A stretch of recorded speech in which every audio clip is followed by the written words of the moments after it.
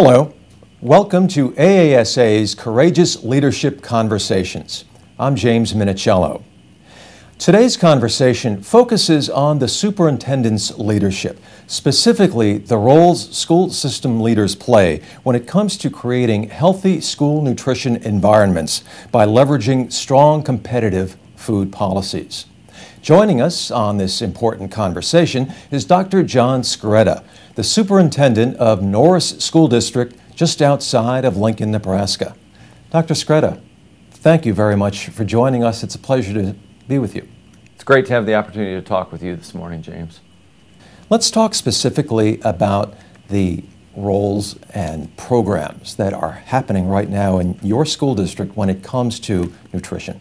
We have instituted some changes over the past several years that are incremental in how they've taken place, but over time they've really helped to change the environment of foods in schools. Are there foods in the school district that are not allowed? The environment for competitive foods has become increasingly restrictive, and in order to meet those regulations, for instance, snack foods that are sold in vending machines need to be 200 calories or less, and there are restrictions on sugar, on fat. There can be no trans fats, on salt, reduced sodium. So all those things are in line with promoting students' nutritional literacy and encouraging them to make healthy choices. Why is this topic, and more importantly, the topic of child obesity, so critical in our schools?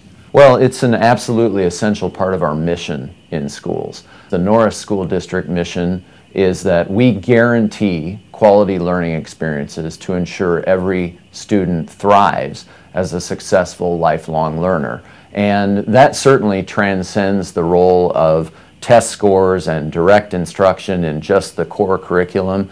I would imagine, sir, that the community, particularly parents, go along and back these kinds of programs. And that's the balance that schools really have to strike, is making sure that while those nutritional requirements are met, they're done in a tasteful way, in a way that students will demand as consumers, and that's a really important thing for us to be able to do. So some of the work that our building principals have been so dedicated to, for instance, in working with members of our student council, have been in auditing what was previously the product in our vending machines, and then making recommendations for new product to be integrated that meets those more rigorous nutritional requirements.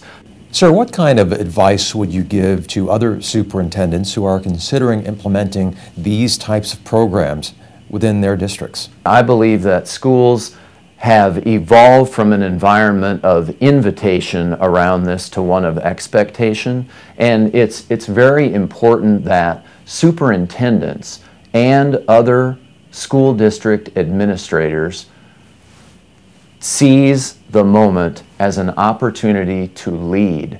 Are you able to see the impact?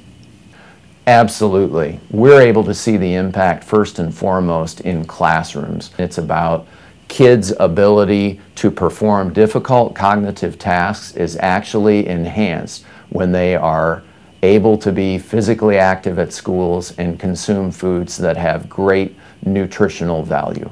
Is there anything else you'd like to add? I would simply add that I think one area in which schools can have a profound impact is to develop and institute school breakfast programs. I believe that this can significantly alleviate the strain that's on competitive food selections and the demand that students have for that when schools think a little bit more outside of the box and are willing to integrate breakfast programs in innovative ways. One of the things that we've been working on in the Norris District for several years now is a grab-and-go breakfast program. It meets the federal school requirements for a breakfast program, and yet we do so in a way that's quick, convenient, and easily accessible for kids. So for instance, we have cheese stick, yogurt, a piece of fresh fruit, raw fruit, and the carton of milk, and it'll meet the requirements for a school breakfast program, but we try to serve that mid-morning when kids are really wanting a snack. And so that gives them an opportunity to consume some really nutrient-dense, great food for them and get calories in the right way instead of resorting to hitting those vending machines or less nutritious options. Dr. Skretta, thank you very much for joining us. This conversation was very insightful, and on behalf of AASA, I appreciate you talking with us. Thank you. And thank you for joining us. To hear more insightful conversations and innovative ideas when it comes to improving educational outcomes, please subscribe to AASA's video channel on YouTube. This episode of AASA Courageous Leadership Conversations was made possible by a generous grant by the Robert Wood Johnson Foundation and Leadership for Healthy Communities.